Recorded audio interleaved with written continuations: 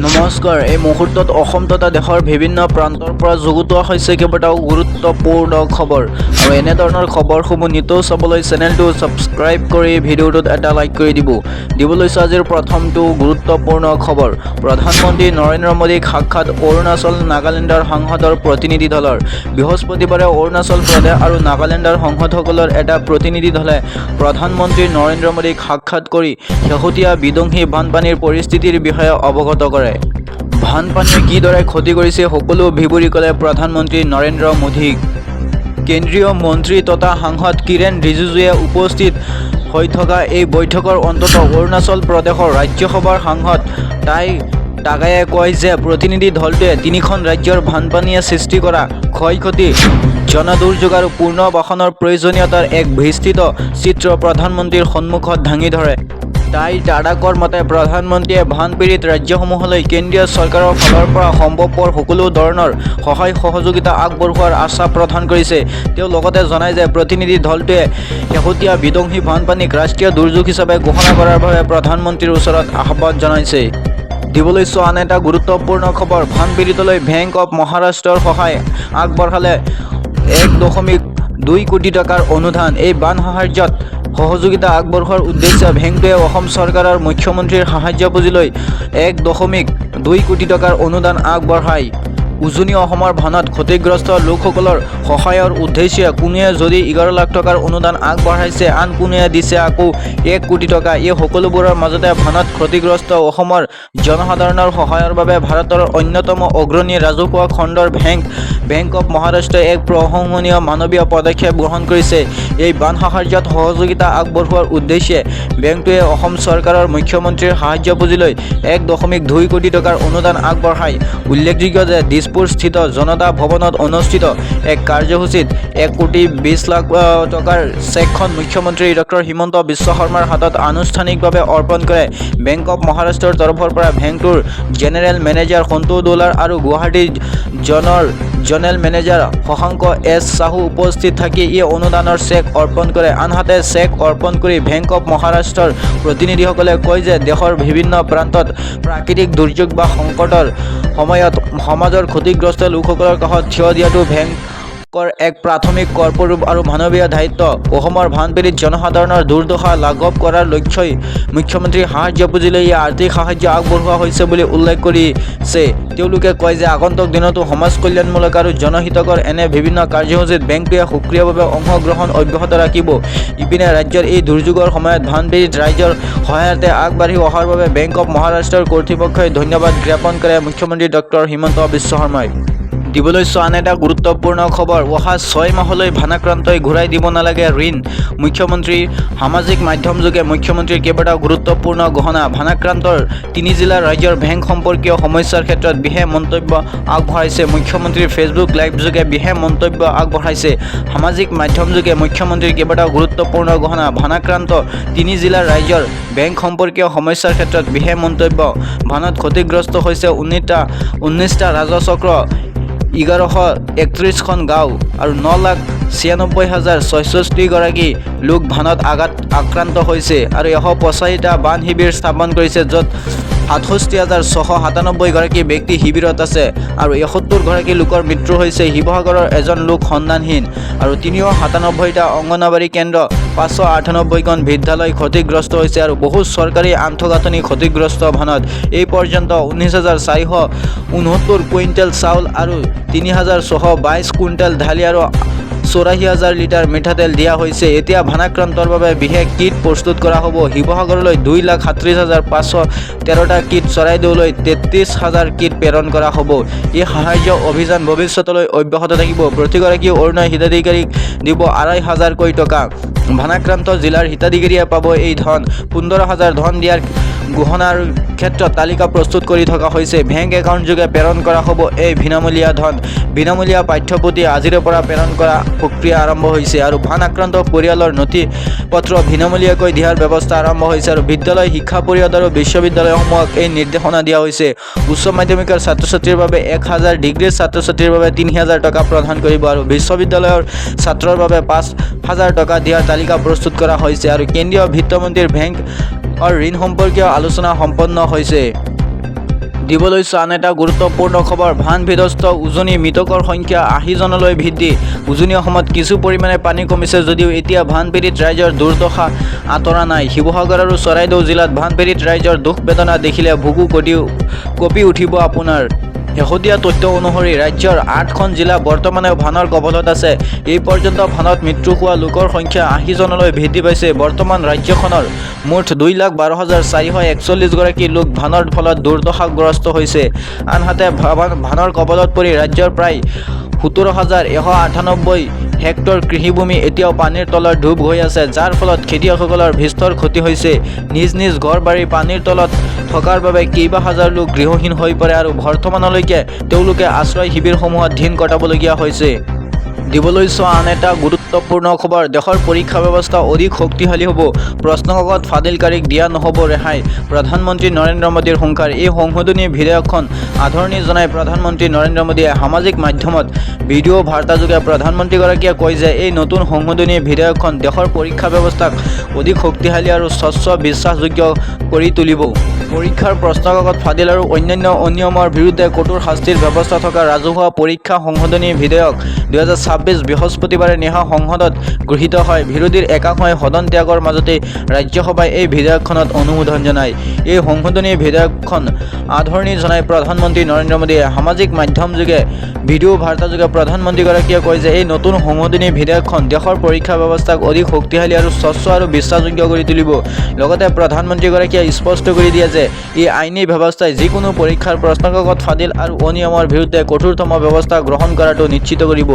আনহাতে তেওঁ উল্লেখ কৰে যে আমি এক বিশ্বাসযোগ্য শিক্ষা ব্যৱস্থা গঢ়ি তোলাৰ দিশত একেৰাহে নতুন আৰু কাৰ্যকৰী পদক্ষেপ গ্ৰহণ কৰিছোঁ। পৰীক্ষা অনুষ্ঠিত কৰাৰ নিকা প্ৰক্ৰিয়া নিশ্চিত কৰিবলৈ বিশেষ টাস্ক ফ'ৰ্চ গঠন আৰু ফাষ্ট ট্ৰেক আদালত স্থাপন আৰু ৰাজ্যসমূহৰ দৃষ্টিভংগীক বিশেষভাৱে বিবেচনা কৰা হৈছে। বিগত কেইবাটাও দশকৰ পৰা কেন্দ্ৰীয় আৰু ৰাজ্য চৰকাৰসমূহে পৰীক্ষাৰ প্ৰশ্নকাকত ফাদিলৰ যি ডাঙৰ সমস্যাৰ সন্মুখীন হৈ আহিছে, এই বিধেয়কে আজি তাৰ বিৰুদ্ধে এক শক্তিশালী প্ৰতিৰোধ হিচাপে কাম কৰিব।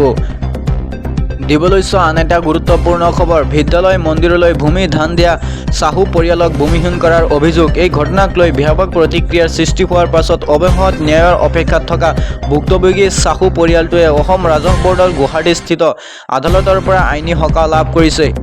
বিশ্বনাথ জিলাৰ তদানীন্তন জিলা আয়ুক্ত মুনীন্দ্ৰনাথ টাঙে গহপুৰ ৰাজচক্ৰৰ অন্তৰ্গত কুকুৰজান গাঁৱৰ ৰাধেশ্যাম চাহুৰ পৰিয়ালৰ 60 বিঘা 11 লোচা মাটি নিহতটোৰ ভিতৰতে বেআইনীভাৱে হস্তান্তৰ কৰি আন এটা পৰিয়ালৰ নামত নামজাৰি কৰাৰ অভিযোগ উত্থাপন হৈছে। এই ঘটনাক লৈ ব্যাপক প্ৰতিক্ৰিয়াৰ সৃষ্টি হোৱাৰ পাছতে অৱশেষত ন্যায়ৰ অপেক্ষাত ভুক্তভোগী চাহু পৰিয়ালটোৱে অসম ৰাজহ বৰ্ডৰ গুৱাহাটীস্থিত আদালতৰ পৰা আইনী সকাহ লাভ কৰিছে। উল্লেখযোগ্য যে অসম ৰাজহ বৰ্ডৰ চেয়াৰমেন কেচি চামৰিয়াই 23 জুলাইত জাৰি কৰা নিৰ্দেশ মৰ্মে বিবাদমান ভূমিখিনিত পৰৱৰ্তী আদেশ নোহোৱালৈকে স্থিতাৱস্থা বাহাল ৰাখিবলৈ নিৰ্দেশ দিছে। অৰ্থাৎ উক্ত মাটিত এতিয়াৰে পৰা কোনো এটা পক্ষই কোনো ধৰণৰ নিৰ্মাণ বা সম্পত্তিৰ সাল সলনি কৰিব নোৱাৰিব। লগতে বিশ্বনাথৰ তদানীন্তন জিলা আয়ুক্তৰ হুকুমৰ বিৰুদ্ধে চাহু পৰিয়ালে তৰা আপিলখন আদালতে গ্ৰহণ কৰিছে আৰু সময়সীমা সম্পৰ্কীয় বিষয়টো পৰৱৰ্তী সিদ্ধান্তৰ বাবে মুকলি ৰাখিছে।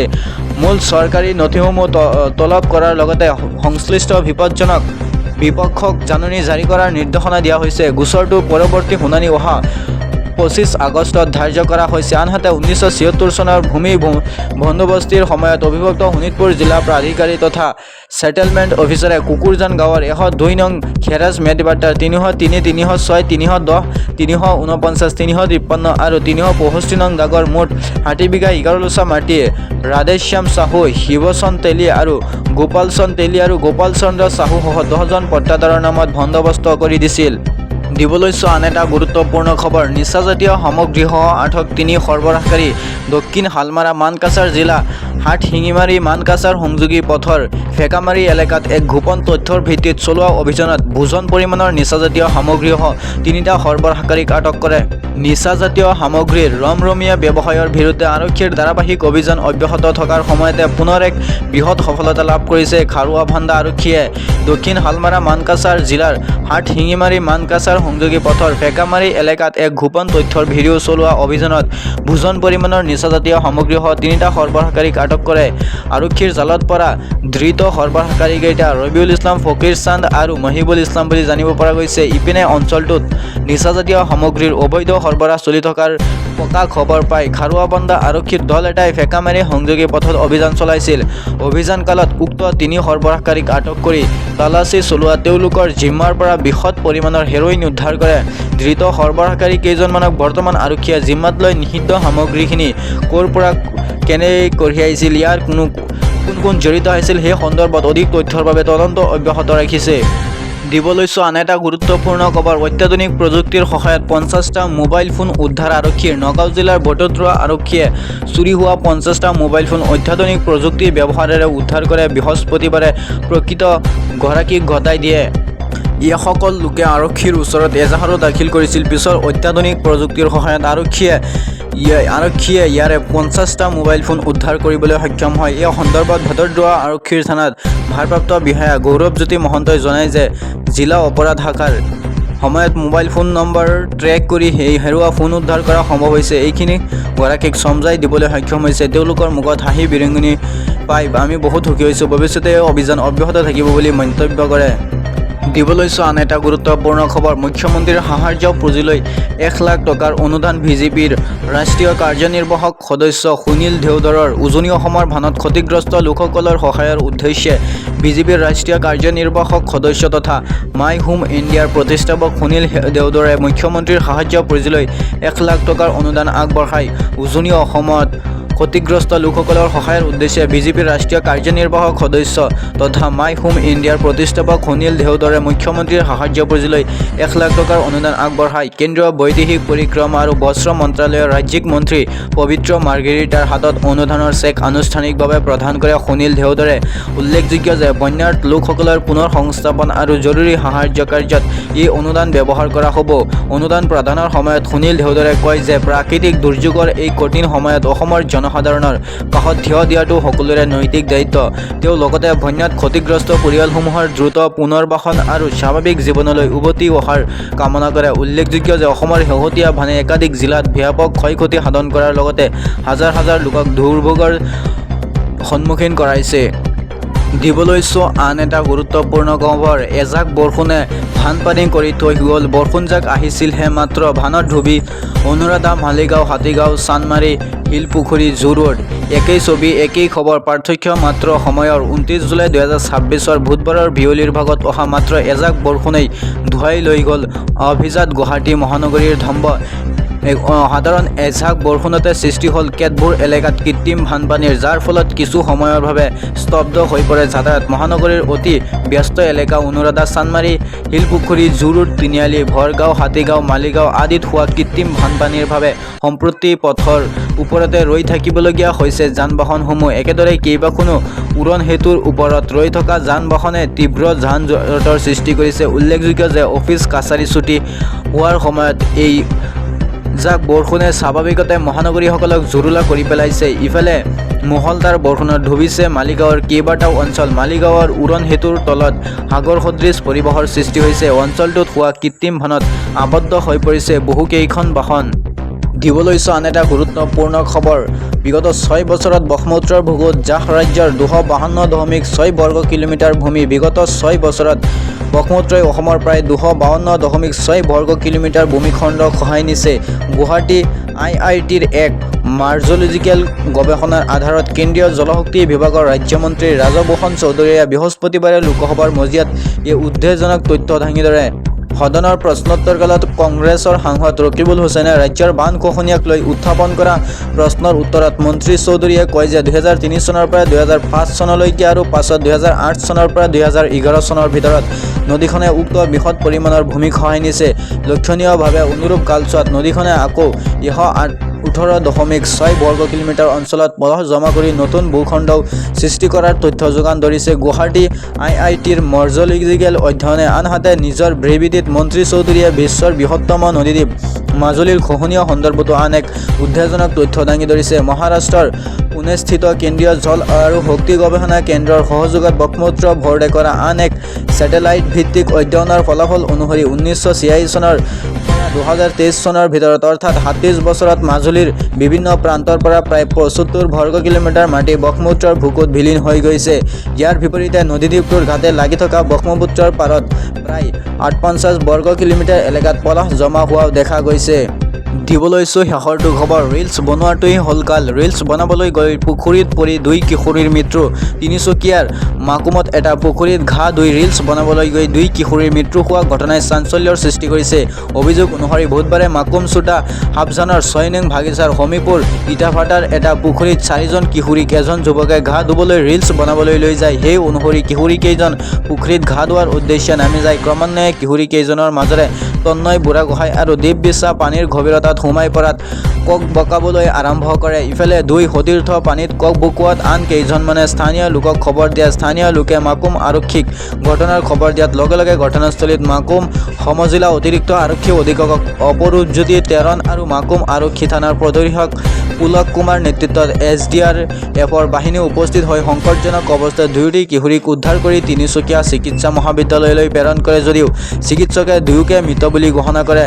মৃত দীপশ্বৰ 14 বছৰীয়া আৰু ঘৰ মাকুম চট্টাবুট্টিত আৰু তন্ময় বুঢ়াগোহাঁই 13 ঘৰ তলা আহোম গাঁৱত বুলি আৰক্ষী সূত্ৰত প্ৰকাশ কৰে। ইফালে ঘটনা সন্দৰ্ভত মাকুম আৰক্ষীয়ে 3926 নম্বৰত এটা গোচৰ ৰুজু কৰি ৰিলছ বনাবলৈ যোৱাৰ ৰাজশ্বাহ 25 নামৰ যুৱকজনক আৰক্ষীয়ে গ্ৰেপ্তাৰ কৰি জেল হাস্পতাললৈ প্ৰেৰণ কৰে। এয়াই আছিল আজিৰ এই খবৰসমূহ। এনেধৰণৰ খবৰসমূহ নিতৌ